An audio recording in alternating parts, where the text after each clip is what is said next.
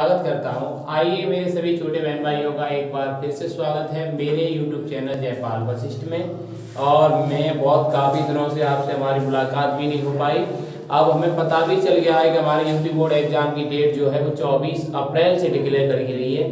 और हमारा जो मैथ का एग्जाम है वो हमारा मैथ का एग्जाम है 10 मई को। तो हमारे पास बहुत काफ़ी समय है अभी भी अच्छी प्रिपरेशन करने के लिए। तो मैं आप सभी के साथ आपके एनसीईआरटी बेस्ड क्वेश्चन है जो हमारा अनसॉल्व पेपर है दुर्गा का सेट उसको कराने वाला हूँ। इस पे आधारित जितने भी सवाल आपके पेपर में आज तक पूछे गए उन सभी सवालों को मैं कराऊंगा। इसलिए वीडियो को बिना स्किप किए हुए बिना रोके और वीडियो को पूरा देखें जिससे आपके कॉन्सेप्ट पूरा क्लियर हो। और आज हमारा जो चैप्टर चलने वाला है चैप्टर नंबर थर्ड से पूछे जाने वाले दो चरों वाले रैखिक समीकरणों के बारे में हम पढ़ने वाले हैं। तो हम सबसे पहले ये समझेंगे कि दो चरों वाले रैखिक समीकरण क्या होते हैं। दो चरों वाले रैखिक समीकरण का मीन्स होता है जहां पर चर की घात ज्यादा से ज्यादा एक होना। तो हम दो चरों वाले रैखिक समीकरण के बारे में आज पढ़ने वाले हैं। तो दो चरों वाले रैखिक समीकरण को हम तुलना जब कंपेयर करेंगे तो वो किस प्रकार होगा। a1x plus b1y plus c1 equal 0। ये हमारा पहला समीकरण होगा, पहली इक्वेशन होगी। और दूसरी इक्वेशन होगी हमारी a2x plus b2y plus c2 equal 0। इनसे कंपेयर करने के बाद हम ये सीखेंगे ये हमारे दो चरों वाले रैखिक समीकरण है। यहाँ पे हमारे x और y दो चर हैं, x और y दो चर हैं। इनकी ज्यादा से ज्यादा पावर कितनी है हमारे पास एक है। तो इन समीकरणों को हम क्या बोलेंगे, दो चरों वाले रैखिक समीकरण। अब इनमें हमें करना क्या है, पहला स्टेप हम इनमें ये सीखेंगे कि किस प्रकार से सवाल हमें पूछा जाता है। तो हमें क्वेश्चन में ये पूछा जाएगा, कोई हमें दो इस प्रकार से इक्वेशन दी जाएंगी। उन दोनों इक्वेशन का हम पहली इक्वेशन का इससे कंपेयर कराएंगे, दूसरी इक्वेशन का इससे कंपेयर कराएंगे। कंपेयर कराने के बाद हमें a1, b1 और c1 की वैल्यू मिलेगी। इसी प्रकार यहाँ से a2, b2 और c2 की वैल्यू मिलेगी। जब हम ये a1 और b1 और c1 और a2, b2, c2 की वैल्यू जब हम प्राप्त कर लेंगे उसके बाद हमें क्या पूछा जाएगा, ये पूछा जाएगा कि जब आपको दो इक्वेशन दी जाएंगी तो वहां लिखा होगा कि दी गई समीकरणों के अनेक हल हैं, दी गए समीकरणों का कोई हल नहीं है, दिए गए समीकरणों के अद्वितीय हल हैं, तो कोई कांस्टेंट वैल्यू है उसकी वैल्यू निकालिए। या इस प्रकार से पूछा जाएगा कि आपको दो समीकरण दे दिए, उसने कहा कि बताइए दोनों समीकरण जो दो रैखिक समीकरण हैं उनके किस प्रकार के हल हैं। तो हम आप करने अपने स्टार्टिंग से पहले करने से पहले थोड़ा इसमें जो हमारे मान हैं उनको लिखेंगे। तो हमें क्या याद करना है, सबसे पहला हमारा स्टेप होगा a1 अपॉन a2, ठीक है, not equal b1 upon b2। जब a1 बटे a2 बराबर नहीं होगा b1 बटे b2 के तब ये कैसे होंगे बेटा, ये संगत होंगे। अगर पूछता है कि दिए गए मान संगत हैं या असंगत हैं, तब अगर ऐसी कंडीशन बनती है a1 और a2 का मान रखकर b1 और b2 का मान रखकर जब आपस में ये बराबर नहीं आते तो कंडीशन कैसी होगी, संगत। और पूछता है हल कैसे होंगे, तो हल होंगे बेटा आपके, कैसे हल होंगे आपके, एक प्रकार के हल आपको प्राप्त होंगे जिसको हम बोलते हैं अद्वितीय हल। क्या बोलते हैं, अद्वितीय हल। अद्वितीय हल कह लें या कह लें आपका एक हल है। क्या कहते हैं, एक हल है, ठीक है। क्या कहते हैं हम यहाँ पर, एक हल है। यहाँ पे आपको क्या प्राप्त होगा, केवल एक हल है, आपको यह प्राप्त हो जाएगा, केवल एक हल है। अद्वितीय हल होने का मतलब है केवल एक हल।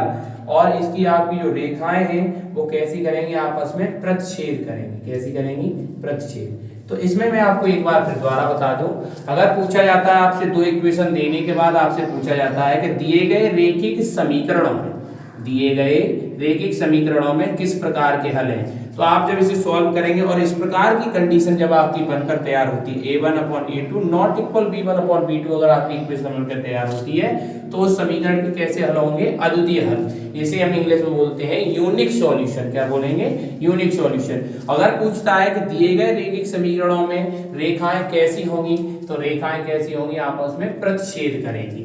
अगर पूछता है कि दिए गए रैखिक समीकरणों के हल संगत हैं या असंगत हैं, तो संगत होंगे। कैसे होंगे, इसमें संगत। अब दूसरी हमारी कंडीशन आती है आपकी a1 upon a2 equal b1 upon b2 equal c1 upon c2। तो जब ये आपस में तीनों बराबर होंगे तब भी हल कैसे होंगे आपके, संगत। कैसे होंगे, संगत। जब ये आपस में बराबर होंगे तो इनके कितने हल होंगे, अनेक हल होंगे। कैसे हल होंगे, अनेक हल होंगे। क्या होंगे? अनेक हल होंगे। अनेक हल होंगे या कह सकते हैं अनंत हल होंगे। क्या होंगे? अनंत हल होंगे। अनंत हल को इंग्लिश में बोलते हैं क्या? Infinite solution. क्या बोलेंगे? Infinite solution. और ये रेखाएं आपस में कैसी होंगी? समपाती होंगी। क्या होंगी? समपाती। क्या होंगी? रेखाएं आपस में समपाती प्राप्त होंगी। कैसी होंगी आपको प्राप्त? समपाती रेखाएं। अब जैसे तीसरी आपकी कंडीशन है, तीसरी कंडीशन में कहा a1/a2 equal b1/b2 not equal c1/c2। तो इसमें क्या होता है? ये जब आपस में दो मान आपस में बराबर है और तीसरा पार्ट बराबर नहीं है तो हो जाता है असंगत। क्या हो जाता है? असंगत। असंगत हो जाता है। और जो इसके हल हैं वहां पर कोई हल नहीं होता। क्या नहीं होता? क्या होता है? कोई हल नहीं है। तो क्या होगा आपका? जब इस प्रकार की कंडीशन होती है तो कोई हल नहीं होगा। और ये आपकी जो रेखाएं होंगी ये समपाती हैं, ये प्रच्छेद हैं, तो ये कैसी होंगी आपकी? आपस में समान। आपस में कैसी होंगी? आपकी समांतर। जब ये कंडीशन आपको, ये तीनों कंडीशन आपको पता होंगी तो आपको दो चरों वाले रैखिक समीकरण करने में बहुत ज्यादा आसानी प्राप्त होगी। तो हम एक बार फिर दोबारा समझेंगे। जब हमारा a1/a2 नॉट इक्वल होगा b1/b2 के, तो ये आपस में कैसे होंगे? संगत होंगे। इनके हल कैसे होंगे? अद्वितीय हल होंगे। और रेखाएं आपस में कैसे करेंगी? प्रच्छेद करेंगी। जब हमारा a1/a2 इक्वल b1/b2 बराबर c1/c2 होगा, तीनों आपस में बराबर होंगे तो हमारे संगत हल होंगे। और कितने हल होंगे? अनेक हल होंगे, जिसे हम कह सकते हैं अनंत हल होंगे, इनफाइनाइट सॉल्यूशन होंगे। और रेखाएं आपस में कैसी होंगी? समपाती होंगी। अगर हम बात करते हैं a1/a2 equal b1/b2 not equal c1/c2, तो ये कैसे होंगे? आपस में असंगत होंगे, इनका कोई हल नहीं होगा और रेखाएं आपस में समांतर होंगी। तो इस चीज को आप अपनी नोटबुक पर नोट करें, इनसे आपको एक ना क्वेश्चन देखने को जरूर मिलेगा। इसके आगे देख लिया। आइए हम देखते हैं हम इन पे आधारित सवालों को। तो हमने लिखा हुआ है, हमारे पास क्वेश्चन है कि a1/a2, b1/b2 तथा c1/c2 की तुलना कर ज्ञात करो कि रैखिक समीकरणों के युग्म संगत हैं या असंगत। तो मैंने अभी आपको पढ़ाया भी था, संगत और असंगत होने की कंडीशन मैंने यहाँ लिख भी रखी है। जब a1/a2 नॉट इक्वल b1/b2 होगा तो कैसे होंगे? संगत। जब a1/a2 बराबर b1/b2 इक्वल c1/c2 होगा तो होंगे संगत। a1/a2 बराबर b1/b2 नॉट इक्वल c1/c2 होगा तब कैसे होंगे? हमारे असंगत हल होंगे। ये हमें पहली इक्वेशन दे रखी है। तो यहाँ पे हम सबसे पहले क्या करेंगे? इनका कंपेयर करने के बाद a1 b1 c1 और a2 b2 और c2 की वैल्यू प्राप्त करेंगे। तो हमारे पास ये हमारी पहली इक्वेशन है, ये हमारी दूसरी इक्वेशन है। तो लेकिन इस इक्वेशन में किसी के नीचे हर नहीं दिया, यहाँ पे हर दिया। हर का मतलब डेनोमिनेटर दिया है। तो सबसे पहले हम इस हर को हटाते हैं। तो हर को किस प्रकार हटाएंगे? हम इसके नीचे 1 मान लेंगे और इसका एलसीएम कर लेंगे। तो एलसीएम जब हम इसका करेंगे तो कितना मिलेगा हमें? 3 एलसीएम आएगा तो 3 का इसमें डिवाइड देंगे, 3 बन जा 3 1 टाइम्स गया तो 1 का इसमें मल्टीप्लाई करेंगे तो 4 बन जा 4x आ जाएगा। प्लस का प्लस लगाओ, 1 का इसमें डिवाइड तो कितने टाइम्स जाएगा? 3 बार। तो 3 टाइम्स गया तो 3 का इसमें मल्टीप्लाई करेंगे तो 6 हो जाएगा। तो 6y इक्वल कितना आएगा? 8। अब इसके नीचे 1 मान के क्रॉस मल्टीप्लाई करा दो। तो 1 का किसी से मल्टीप्लाई कराते हैं तो वही नंबर आएगा। 4 बन जा 4, 6 बन जा 6, 8 3 जा 24। अब देखो इसमें कोई डेनोमिनेटर नहीं रहा। इस बार इक्वेशन को यहाँ लिख लेंगे 2x प्लस का 3y इक्वल कितना आ जाएगा? 12। कंपेयर कराने से पहले इक्वल में आपको 0 बना लेना है। तो 24 इधर प्लस का है तो इधर कितने लेके आएंगे? माइनस में। तो 6y माइनस का 24 इक्वल क्या आएगा? 0। यहाँ से करेंगे 2x प्लस का 3y और माइनस का यहाँ पे क्या आएगा? 12 इक्वल में 0। तो हम क्या कर लिया? दोनों तरफ हमने क्या कर लिया? बराबर में इसको 0 बना दिया। अब इसका कंपेयर करा दो a1x plus b1y plus c1 बराबर 0 से। ठीक है, यहाँ पर क्या करा देंगे? a2x plus b2y plus c2 बराबर 0 से। अब कंपेयर कराएंगे तो x के प्लेस पे x है और x के साथ जो है a1 है। हमारा x के साथ क्या? a1। तो x के साथ वाली वैल्यू क्या होगी? a1। तो a1 की वैल्यू कितनी है आपके पास? 4। अब y के साथ क्या है आपका? b1। तो y के साथ क्या है? 6। तो b1 की वैल्यू क्या होगी? 6। अगर प्लस का दिया तो प्लस का लिखेंगे, माइनस है तो माइनस का। c1 कांस्टेंट वैल्यू है तो c1 की वैल्यू कितनी? माइनस का 24। ऐसे यहाँ से कंपेयर करेंगे तो a2 की वैल्यू आपके पास कितनी है? 2। b2 की वैल्यू आपके पास कितनी है? 3, क्योंकि y के साथ b2 है तो यहाँ पे y के साथ b2 होगा। c2 कितना है आपके पास? 12 माइनस का। अब क्या करते हैं, हमें ये देखना है संगत है या असंगत है, क्या चीज है हमारे पास, तो हम उस चीज को देखने वाले हैं। और आप याद रखें कि अनसॉल्व पेपर ये एनसीईआरटी बेस्ड है, आपका प्रश्न यहीं से बनेगा, आप इतनी चिंता ना करें। तो यहाँ से हम किसका कंपेयर करेंगे, तो किस प्रकार से करते हैं, a1/a2 इक्वल b1/b2 और इक्वल c1/c2। यहाँ से हम कंपेयर करेंगे, तो हम यहाँ वैल्यू रखेंगे। सबसे पहले a1 की वैल्यू क्या है हमारे पास 4 और a2 की वैल्यू हमारे पास कितनी है 2। इसी प्रकार जाएंगे b1 की वैल्यू 6, b2 कितना हमारे पास 3 और c1 की वैल्यू माइनस का 24 और c2 की वैल्यू कितनी है माइनस का 12। तो माइनस से माइनस हटा दिया, अब 2 बन जा 2 और 2 2 जा 4, 3 बन जा 3, 3 2 जा 6, 12 बन जा 12, 12 2 जा 24। तो यहाँ से 2/1, 2/1, 2/1, 2/1। देखो सभी के जो अंश हैं ऊपर वाली संख्याएं बराबर हैं, नीचे वाली संख्याएं बराबर हैं, तो सभी ये आपस में बराबर हैं। और जब सभी आपस में बराबर होते हैं, a1/a2 बराबर b1/b2 बराबर c1/c2, जब तीनों आपस में बराबर होते हैं तो ये कैसी कंडीशन होती है, संगत। तो यहाँ पे क्या होगा, ये कैसे होंगे, आपस में संगत मिल जाएंगे। क्या मिल जाएंगे, हमें संगत मिल जाएंगे। तो ये आपकी समझ में आया होगा। अब देखेंगे हमारे पास ये हमारा दूसरा क्वेश्चन दे रखा है, ये हमारे पास हमारा दूसरा क्वेश्चन है। जब हमें ये दूसरा क्वेश्चन दे रखा है तो इस क्वेश्चन में हम समझने वाले हैं, हम इस क्वेश्चन में क्या समझेंगे, तो इस क्वेश्चन में हम देखेंगे, हमें इस क्वेश्चन में कोई डेनोमिनेटर नहीं दे रखा, किसी नंबर के नीचे कोई नंबर ही नहीं है, तो हमारी इक्वेशन सीधी सीधी है। तो हम इक्वेशन में सबसे पहले जीरो बना लें। तो क्या करेंगे, 3x माइनस के 5/11 इधर प्लस का है तो माइनस में ले आएंगे, बराबर में 0। यहाँ पे 6x माइनस का 10y प्लस का 7 है तो इधर माइनस में आ जाएगा, बराबर 0। अब कंपेयर करा देंगे a1x plus b1y plus c1 बराबर 0 से। ये हमारा पहला रैखिक समीकरण का रूप है। अब a2x plus b2y plus c2 ये बराबर 0, ये हमारा दूसरा समीकरण का रूप है, दूसरा रैखिक समीकरण। तो हम यहाँ कंपेयर कराएं, x के साथ क्या लिखा हुआ है a1, तो यहाँ x के साथ जो वैल्यू लिखी होगी वो a1 होगी, तो a1 हमारे पास कितना है प्लस का 3। यहाँ y के साथ क्या लिखा है b1, तो y के साथ जो वैल्यू हमारी लिखी होगी वो हमारी क्या होगी b1 होगी, तो y के साथ हमारी वैल्यू क्या है -5। c1 अकेला कांस्टेंट वैल्यू होगा, तो c1 हमारे पास कांस्टेंट वैल्यू हमारी कितनी है -11। अब यहाँ पे हम कंपेयर करें, तो यहाँ पे जब हम कंपेयर करेंगे तो कंपेयर करने पर हमें क्या मिलेगा, जैसे x के साथ a2 लिखा हुआ है तो x के साथ लिखी हुई वैल्यू हमारी a2 होगी, तो a2 हमारा कितना है 6। y के साथ हमारा b2 है तो y के साथ लिखी हुई वैल्यू हमारी b2 होगी, तो b2 हमारे पास कितना है माइनस का 10। c2 हमारी वैल्यू कांस्टेंट वैल्यू है तो c2 हमारे पास कितना है माइनस का 7। अब क्या करेंगे, हमें जांच करनी है संगत असंगत वगैरह की, तो हम कैसे जांच करेंगे, ये हमारे पास एक फॉर्मेलिटी होगी, a/a2 b1/b2 इक्वल c1/c2। तो यहाँ वैल्यू रखेंगे, इससे ही जांच करेंगे। कोई हल होगा तब भी, नहीं होगा तब भी, जो भी जांच कराता है रेखाएं संपाती हैं या कैसे हल हैं तब भी यही कंडीशन लगानी है। यहाँ वैल्यू रखेंगे, a1 की वैल्यू 3, a2 की 6, b1 की वैल्यू -5, b2 की वैल्यू माइनस के 10, c1 की वैल्यू माइनस का 11 और c2 की वैल्यू माइनस का 7। माइनस माइनस कट गया, माइनस माइनस 5 बन जा 5, 5 2 जा 10, 6 3 बन जा 3, 3 2 जा 6, यहाँ 1/2 आ गया, यहाँ 1/2 आ गया, यहाँ पे 11/7 आ गया।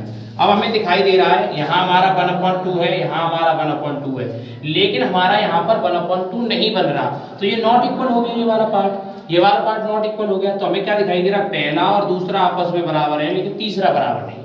तो हम यहाँ कंडीशन देखने वाले हैं, पहला और दूसरा आपस में बराबर है लेकिन हमारा तीसरा बराबर नहीं है, तो ये कैसी कंडीशन होगी हमारी असंगत की। किस प्रकार की कंडीशन हो गई हमारी असंगत की। ये बात क्लियर होगी आपके दिमाग में। सबसे पहले क्या करना है, इक्वेशन के बराबर 0 बना लेना है, तो प्लस का 7 इधर माइनस में लिया, इसको माइनस में लिया। फिर पहले समीकरण a1x plus b1y plus c1 से इसका कंपेयर कराना, इसी प्रकार यहाँ से कंपेयर इसका कराना है। तो x के साथ a2 है तो x के साथ लिखी हुई वैल्यू a2 होगी, y के साथ b2 है तो b2 इसकी वैल्यू होगी, c2 यहाँ पे आपके पास है, तो ये आपके पास इसी प्रकार से यहाँ कंपेयर कराया। फिर इस बार हमें समीकरण में, इस बार इक्वेशन में या इस प्रकार के मेथड में इस मान को रख देना है। मानों को सॉल्व करने के बाद माइनस प्लस हटा करके काटने के बाद जो भी मिलता है फिर देखना है। अगर ये तीनों आपस में बराबर आते तो संगत होता, अगर ये दोनों आपस में बराबर नहीं होते तो संगत होता, लेकिन जब ये दोनों आपस में बराबर है और ये वाला बराबर नहीं है तो हमारा कैसा मान है, असंगत। अब हम देखेंगे हमारे पास है इस प्रकार से लिखा हुआ। अब ये पूछा गया है कि रैखिक समीकरणों के युग्मों के हल किस प्रकार के हैं। कि अद्वितीय हल हैं, कि अनेक हल हैं, कि कोई हल नहीं है। तो हम इसमें ये भी सीखेंगे हमारी रेखाएं और किस प्रकार की हैं।